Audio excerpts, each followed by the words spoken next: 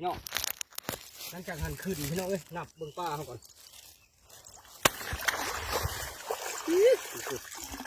ทุกคนใหญ่บ่เป็นรองไปเลยมันคือกันหากินเนี่ยพี่น้องไปเห็ด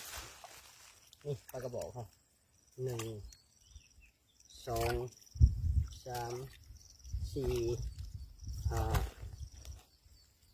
6 7 8 9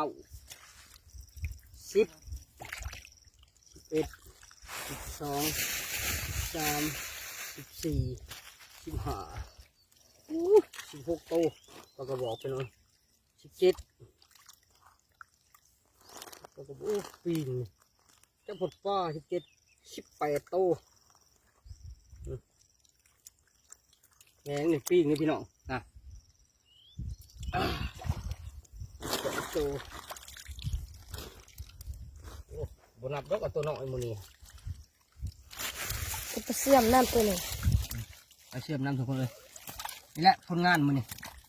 มือกับลูกกรุงเทพเลยพี่น้องเย้ปีกจับกูเลยครับเอ้ยปีกจับเลยต้องก็ไม่ได้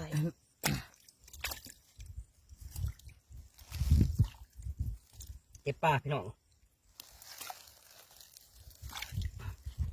ตัวตายเลยก็ไม่ตายเลยเดี๋ยวไปกินเข่ากันจังหน่อยจะคิดลงมาใหม่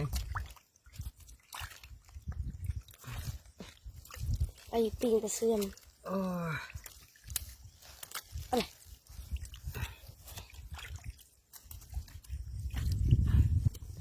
กินเข่าก่อน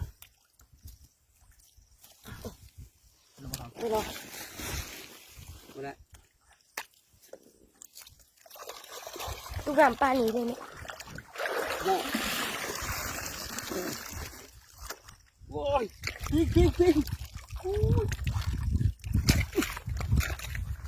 จักมันจับจากมือจับแล้วขอพังเขาเป็นแบบเอาเนี่ยแล้วก็ลงมาเอาเขาบอกโอ้ยน้องหลุดเลยเอามือคืนดวนเลยเนี่ยว้าเกือบตกก็คือนั่งกินไปขึ้น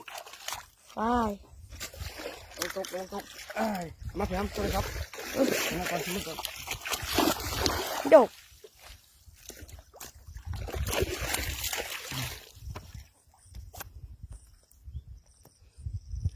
โอเคพี่น้อง